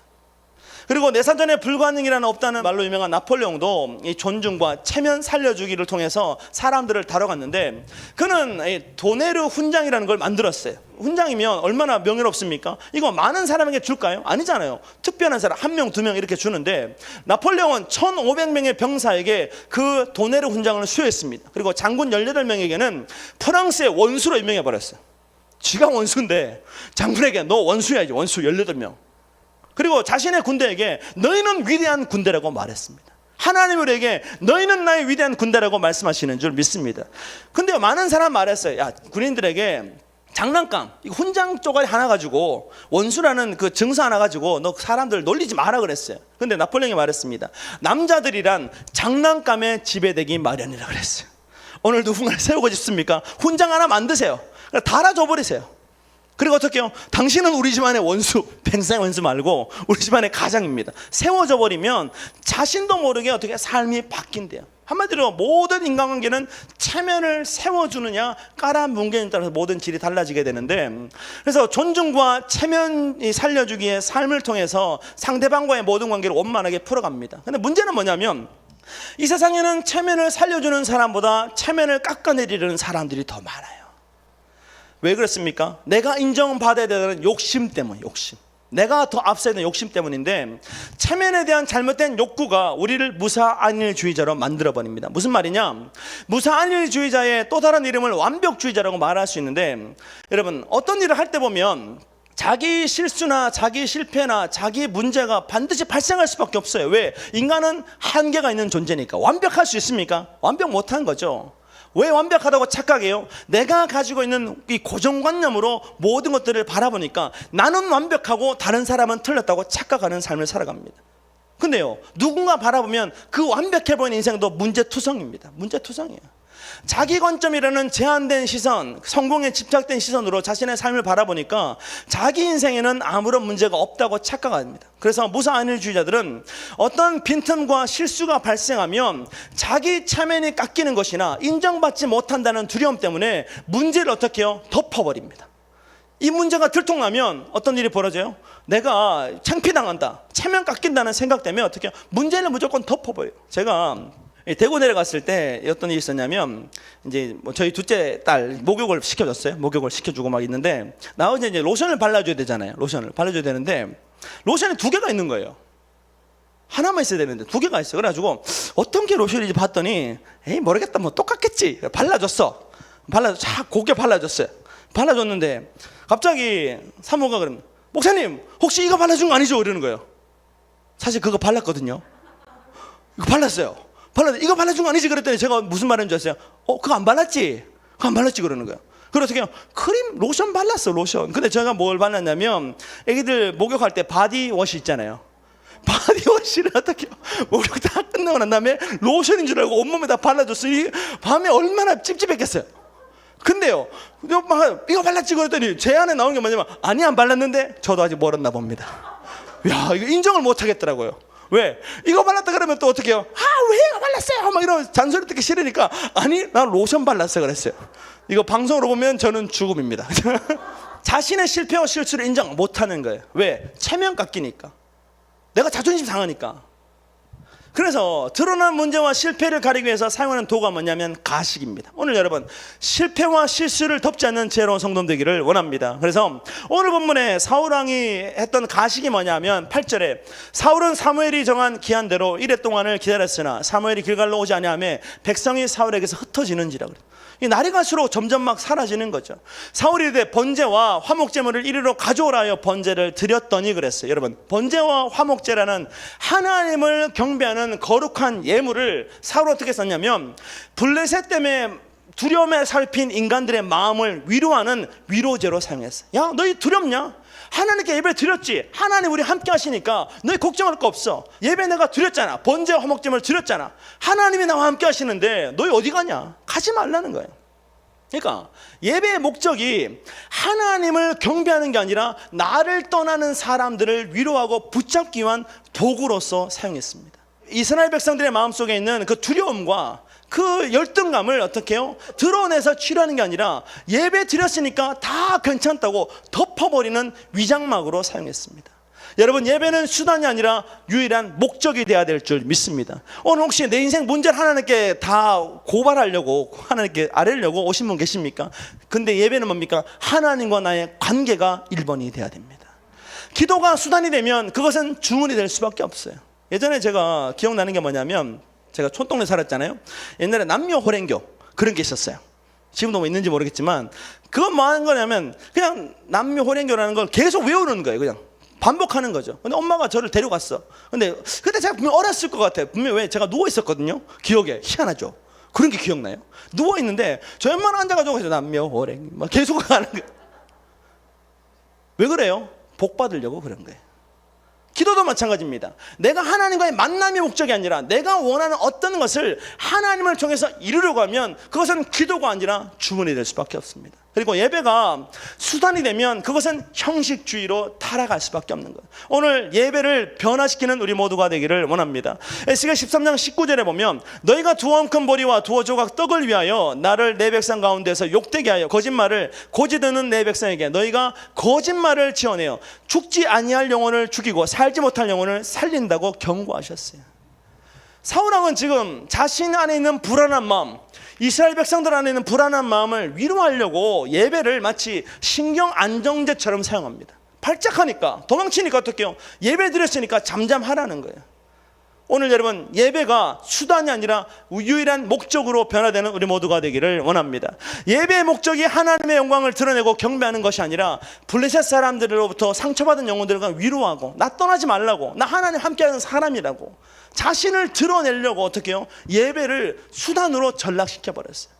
자신에게 사람을 붙이는 도구로 하나님을 이용하고 있다면 오늘 우리는 자신의 삶을 점검해서 내가 하나님의 마음을 기쁘게 하는 삶인지 사람을 기쁘게 하는 인생인지를 점검하는 우리 모두가 되기를 축복합니다.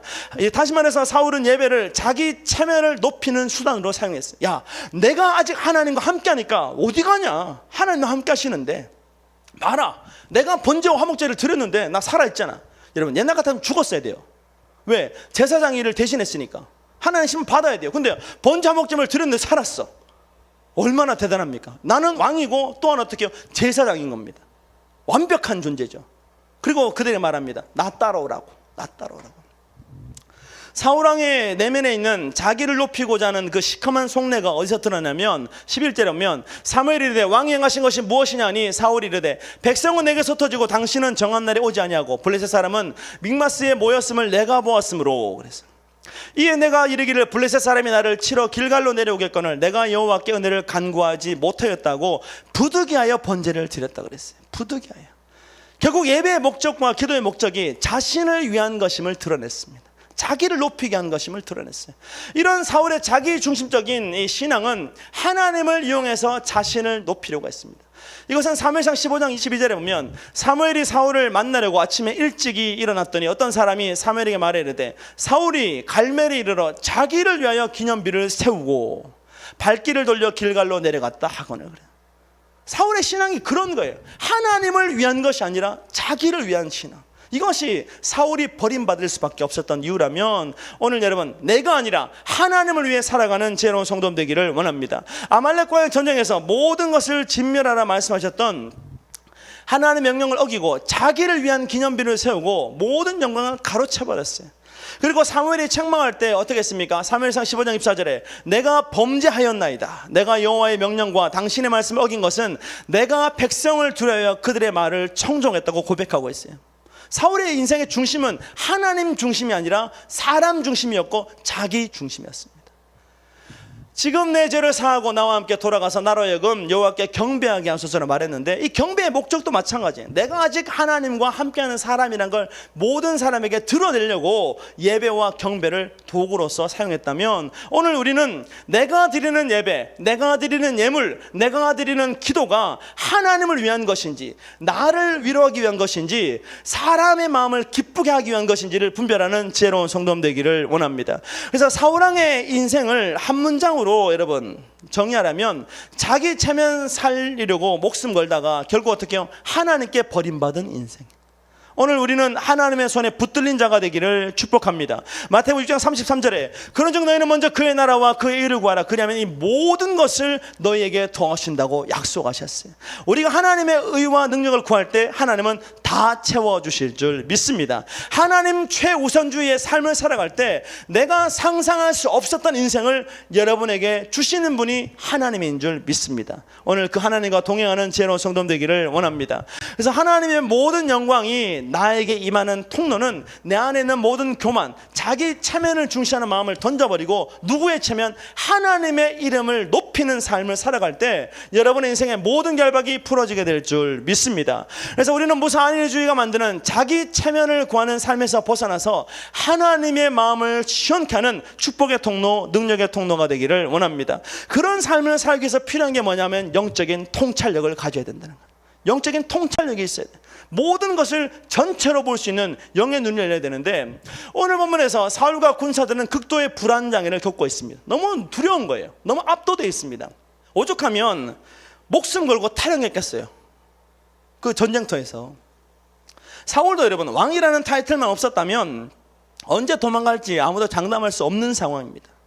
왜 이런 현상이 일어나냐면 블레셋 군대가 주는 위압감에 압도됐기 때문입니다. 모든 것이 끝났다는 절망 때문이죠. 이스라엘 백성들이 이런 절망에 빠진 이유는 뭐냐면 5절에 병거가 3만이요 마병 6천이요 백성은 해변의 모래같이 많았기 때문인데, 이 병거는 히브리어로 레케브입니다. 두 필의 말이 이끄는 전투용 수레예요. 그래서 말 두 마리가 빡 끌고 가니까 어떻게 해요? 사람 앞에 있으면 그냥 밀고 나가면 돼요. 쳐버리면 됩니다. 그리고 마병이 뭐냐면 말을 타고 적군을 향해 돌진해서 적의 대열을 흩어버리는 어떻게 해요? 돌격대 역할. 근데요, 일반적인 전쟁에서는 병거가 마병의 숫자보다 적은 것이 일반적이지만 오늘 본문에서는 마병의 숫자가 훨씬 더 많아요. 무슨 말입니까? 반드시 이스라엘을 박살내겠다는 필사의 오기, 각오를 가지고 나온 거죠. 이스라엘 백성들을 반드시 무너뜨리겠다는 마음을 가지고 나왔는데, 그 각오 앞에서 이스라엘 백성들은 어떻게 해요? 덜덜 떨었습니다. 결국 2,000명에서 1,400명이 탈행해버렸어요. 블레셋이 마음 먹고 여러분 병거 앞으로 나가 이러면 이스라엘 백성들은 그냥 초토화되는 겁니다. 이스라엘은 쑥대밭이 되는 거죠. 왜냐하면 오늘 보면 19절에 그때 이스라엘 온 땅에 철공이 없었으니 이는 블레셋 사람들이 말하기를 히브리 사람이 칼이나 창을 만들까 두렵다 했어요. 그러니까 블레셋은 철로 된 무기가 있는데 이스라엘은 철로 된 무기가 없어요. 그래서 22절에 싸우는 날에 사울과 요나단과 함께한 백성의 손에는 칼이나 창이 없고 오직 사울과 그의 아들 요나단에게만 있었더라 그래요. 나머지는 뭐 들고 있었습니까? 괭이나 삽이나 쇠시랑이나 도끼나 저런 많은 채찍을 들고 있었어요. 근데 문제는 뭐냐면 이스라엘 백성들이 농사를 짓다가 농기구가 부서질 때가 있잖아요. 이빨에 나가면 어디로 들고 가요? 블레셋으로 가서 수리해서 왔어요. 기술은 안 가르쳐주고 돈 받고 농기구만 계속 수리해 주는 거죠. 근데 전쟁이 벌어지면 이빨 나간 농기구를 수리해 주겠습니까? 안 해주겠습니까? 안 해주죠. 그러면 이스라엘 백성들이 농기구 들고 오면 그거 다 이빨 빠진 거예요. 뭐 하나 성한 게 없는 겁니다. 대장하고 아들만 칼 들고 있지 어떻게 나머지는 전부 다 농기구 들고 있어요. 한마디로 블레셋과 이스라엘의 전쟁은 전쟁의 프로와 일반인들의 전쟁입니다.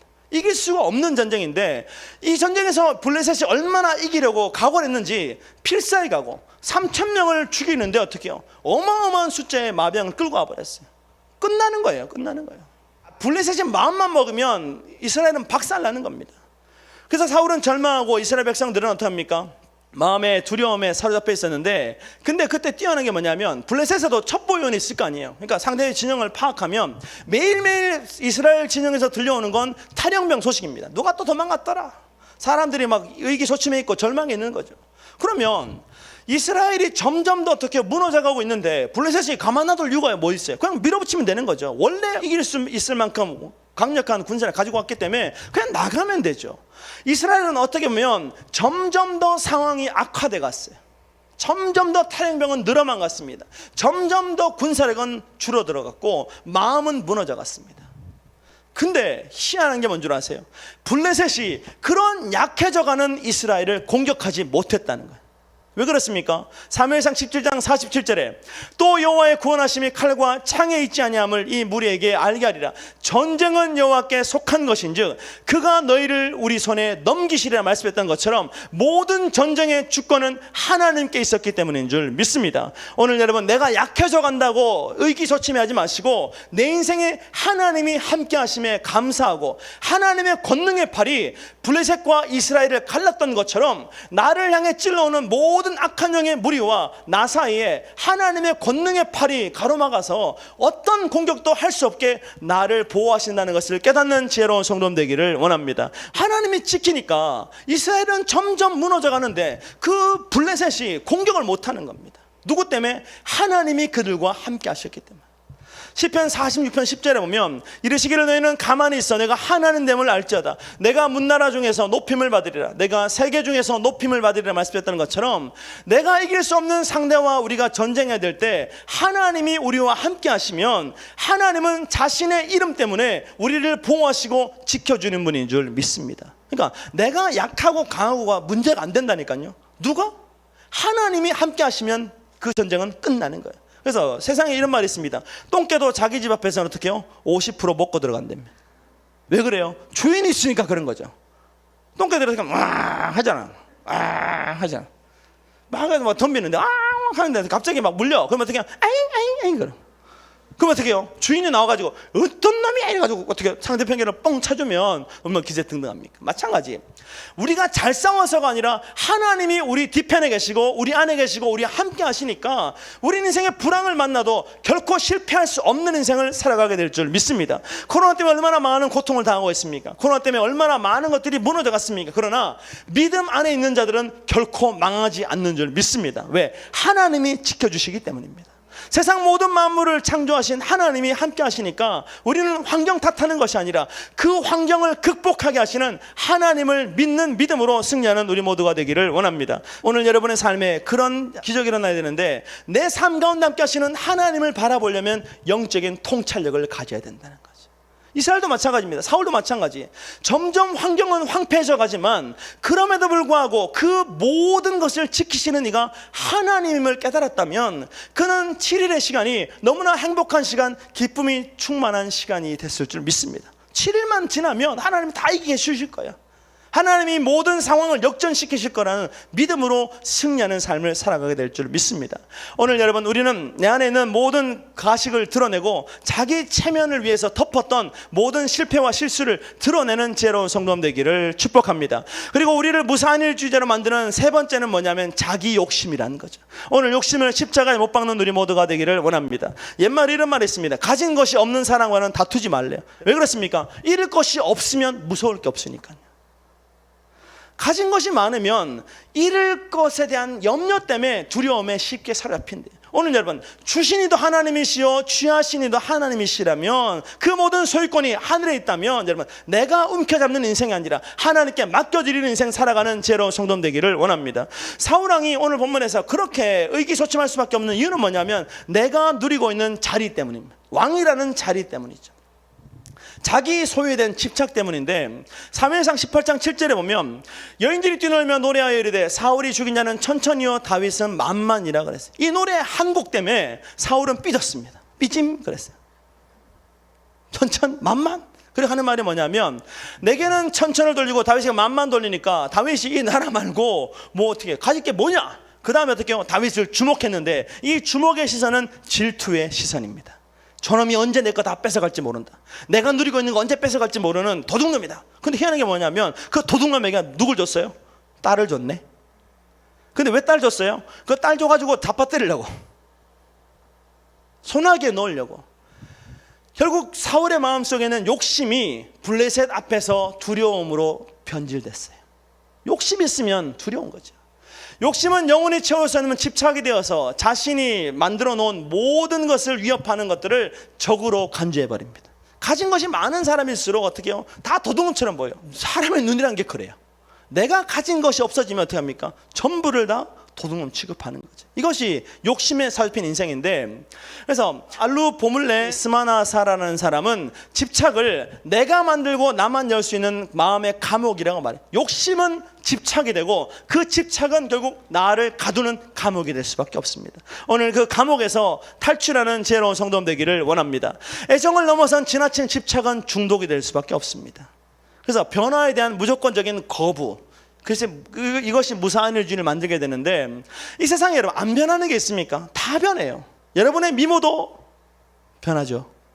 여러분의 부도 변하죠. 다 변해요. 다 변하는데 모든 것이 안 변한 것처럼 보입니다. 왜? 내가 가지고 있는 고정관념의 틀로 바라보니까 안 변하는 것처럼 보입니다. 변화를 거부하는 인생을 살아가니까 세상이 아무런 변화가 없는 것처럼 착시현상이 일어나는데, 오늘 여러분, 오늘 보면 하나님은 7일이라는 시간을 허락하셨어요. 7일 뒤에 내가 간다 그랬습니다. 사무엘이 지금 7일 동안 떨어진 거리에 있었기 때문에 하나님이 7일을 명령하셨을까요? 아니라는 거죠. 7일을 기다리는 말의 참 뜻이 뭐냐면, 숫자 7은 원래 완전수입니다. 완전수인데 이 블레셋 때문에 두려움에 사로잡혔던 마음을 7일 동안 어떻게 해요? 다시 성찰하고 하나님이 내 마음에 오실 수 있도록 내 마음의 성전을 재정비하라고 7일이라는 시간을 누굴 위해서? 사울을 위해서 허락하신 줄 믿습니다. 하나님의 응답이 더딘 것이 아니라 하나님이 기다려주신다는 사실을 깨닫는 우리 모두가 되기를 원합니다. 그래서 우리 안에 있는 욕심을 뽑아내기 위해서 필요한 게 뭐냐면 인내의 힘을 얻어야 됩니다. 인내할 줄 아는 자가 돼요. 오늘 여러분 인내를 통해서 온전한 소망을 이뤄나가는 우리 모두가 되기를 원합니다. 로마서 5장 3절에 다만 이뿐 아니라 우리가 환난 중에도 즐거워하나니 이는 환난은 인내를, 인내는 연단을, 연단은 소망을 이루는 줄 알미라 말씀하셨어요. 하나님의 임재를 기다리는 7일의 시간은 사울에게 자신의 마음의 성전을 변화시키는 축복의 시간으로 허락되어졌는데, 근데 사울왕은 7일 전이나 7일 후나 변동이 없었습니다. 왜? 자기 욕심에 사로잡혀 있었기 때문에. 상실에 대한 욕심이 집착이 되고 내면에 굳어져 버렸기 때문에 에스겔 47장 9절에 이 강물이 흐르는 곳마다 모든 생물이 살고 또 고기가 심히 많으리니 이 물이 흘러 들어가므로 바닷물이 되살아나겠고 이 강이 흐르는 각처의 모든 것이 살아날 것이며 또 이 강가의 어부가 살 것이니 엔게디에서부터 에글라임까지 금을 치는 곳이 될 것이라. 그 고기가 각기 종류들을 따라 큰 바다의 고기같이 심히 많으려니와 그 진펄과 갯벌은 되살아나지 못한다 경고하셨어요. 오늘 여러분 욕심으로 가득 찬 마음은 진펄과 갯벌이 되어서 어떤 것도 되살릴 수 없는 죽음의 땅이 되는데, 하나님은 그럼에도 불구하고 그 죽음의 땅을 요한복음 7장 38절에 나를 믿는 자마다 성경의 이름같이 그 배에서 생수의 강이 흘러나오리라 약속하셨다는 것처럼 변화될 수 없는 진펄과 갯벌 그 밑에서 생수를 터뜨려서 모든 생명을 회복하시는 분인 줄 믿습니다. 오늘 여러분의 배에서 생수의 강물이 넘치는 우리 모두가 되기를 원합니다. 그 모든 변화를 위해서 하나님은 연단의 시간으로 7일이라는 시간을 허락하셨다는, 오늘 하나님 여러분에게 얼마만큼의 시간을 허락하셨습니까? 우리는 말합니다. 왜 이렇게 하나님 더디게 일하십니까? 왜 이렇게 응답이 더딥니까? 말하지만 하나님은 그 시간을 오히려 기다림의 시간으로 사용하시는 거죠. 이스라엘 백성들에게 40년 광야를 명령하신 건 심판이지만 그 이후에는 하나님의 기다림이라는 사실을 깨닫는 우리 모두가 되기를 원합니다. 그래서 하나님 어떻게 해요? 7일 뒤에 응답한다, 21일 뒤에 응답한다. 네가 계속 기도하는 그 날, 그때가 되면 응답한다는 건 하나님의 기다림의 증거고 사랑의 증거라는 거예요. 오늘 사울왕의 삶을 통해서 하나님이 나를 얼마나 이해하시고 하나님 얼마나 나를 아시는지를 깨닫는 우리 모두가 되기를 원합니다. 오늘 변화를 거부하는 모든 이 자기 집착과 연민을 십자가에 못 박는 우리 모두가 되기를 원합니다. 그래서 우리는 어떻게 해요? 자기 안에 있는 틀을 깨야 되는데, 이 조영민 씨는 창세기 인생 콘서트라는 글에서 욕심으로 가득 찬 마음은 이 세상의 것을 추구하게 된다, 영적인 것을 바라보지 못한다. 이 세상 물질을 향한 욕심으로 자신을 가득 채우는데 육체에 집착하고 사람에게 집착한다, 권력에 집착한다고 말했어요. 결국 어떻게 해요? 내가 집착했던 것들에게 삼킴당한다고 말했습니다. 오늘 여러분이 주장하고 있는 내 인생의 주인으로 삼고 있는 것은 무엇입니까? 그것을 온전히 내려놓고 하나님이 원하시는 삶, 하나님 마음을 시원케 하는 우리 모두가 되기를 축복합니다. 오늘 여러분은 무산일주의를 깨트려서 하나님이 원하시는 변화 역사를 이뤄나가는 우리 모두가 되기를 원합니다. 근데 변하는 게 쉽지 않아요. 시행착오가 날마다 반복될 수밖에 없습니다. 그래서 어떻게 해요? 인내가 더 필요한 거죠. 한 번 데려왔다고 변할까요? 우리는 기대합니다. 내가 그동안 기대했으니까 어떡해, 한번 데려오면 하나 확 바꿔놓겠지. 근데 데려오자마자 어떻게 해요? 고개 숙이고 예배 안 드리고 있으면 속에서 천불이 나요. 하나님 어떻게 이럴 수 있지? 그리고 어떻게 해요? 자꾸 고개를 강제로, 턱이 떨어져 있는데 턱을 자꾸 건드려 들라고. 그러면 어떻게 해요? 예배 왔다가 예배 은혜 받고 가겠습니까? 못 받고 가겠습니까? 못 받고 가는 거예요. 기다려야 되는 거예요. 하나님은 그런 모습 그대로를 사랑하셔서 불러오셨다면 더 이상 내가 나서서 하나님이 다 만들어 놓은 일에 여러분 죄를 뿌리지 않는 죄로운 성도 되기를 원합니다. 내가 앞서지만 않으면 하나님은 다 일하시는 거예요. 이것이 사울의 인생을 통해 우리에게 주신 명령이라면, 오늘 여러분 안일주의, 내가 하나님보다 앞서고 있지만 그것이 잘못된 것인지도 깨닫지 못하는 그 자기 안에 있는 착각을 십자가에 못 박고 믿음 안에서 승리하는 우리 모두가 되기를 원합니다. 오늘 안일함의 틀을 날마다 끼워서 하나님이 기뻐하시는 삶을 살아가는 우리 모두가 되기를 축복합니다. 그래서 우리 안에 안일주의를 박살내야 되는데, 안일주의를 박살내려면 하나님은 실수하지 않는 분임을 고백하는 지혜로운 성도 되기를 원합니다. 하나님이 실수하는 것처럼 보여도 하나님 어떻게 우리의 모든 삶의 길을 지켜주셔서 우리가 날마다 하나님이 원하시는 삶을 살아가게 될 줄 믿습니다. 내가 걷는 그 길이 비록 어떻게 해요? 굽어도는 것처럼 보이고 잘못된 것처럼 보이고 틀어진 것처럼 보여도 하나님이 그 모든 것을 합력하여 선을 이루어주시는 줄 믿습니다. 오늘 그 믿음 잃어버리지 않는 우리 모두가 되기를 원합니다.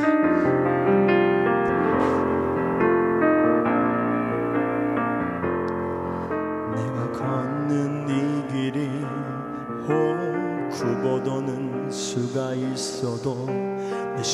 심장이 울렁이고 가슴 아파도 내 마음 속으로 여전히 기뻐하는 까닭은 하나님은 실수하지 않으심일세. 내가 세운 계획이 혹 빗나갈지 모르며 나의 희망 덧없이 쓰러질 수 있지만 나 여전히 인도하시는 주님을 신뢰하는 까닭은 주께서 내가 가야 할 길을 잘 아심일세. 어두운 밤 어둠이 깊어 날이 다시는 밝지 않을 것 같아 보여도 내 신앙 부여잡고 주님께 모든 것 맡기리니 하나님을 내가 믿음일세. 지금은 내가 볼 수 없는 건 너무 많아서 너무 멀리 가물가물 아른거려도 운명이여 오라. 나 두려워 아니하니 만사를 주님께 내어 맡기니 차츰차츰 안개는 거치고 하나님 지으신 빛이 뚜렷이 보이라. 가는 길이 온통 어둡게만 보여도 하나님은 실수하지 않으신다네. 차츰차츰 안개는 거치고 하나님 지으신 빛이 뚜렷이 보이리라. 가는 길이 온통 어둡게만 보여도 하나님은 실수하지 않으신다네. 차츰차츰 안개는 거치고 하나님 지으신 빛이 뚜렷이 보이나. 가는 길이 온통 어둡게만 보여도 하나님은 실수하지 않으신다네. 오늘 말씀을 기억하시면서 우리 기도하기 원합니다. 우리의 인생길을 하나님께 맡기고 내가 원하는 길이 아니라 하나님이 원하는 길로만 담대히 나아갈 수 있는 믿음을 허락해달라고, 우리 안에는 모든 안위주의의 틀을 끼고 하나님이 기뻐하시는 자유의 삶을 살게 해달라고 우리 다같이 통성으로 기도하시겠습니다.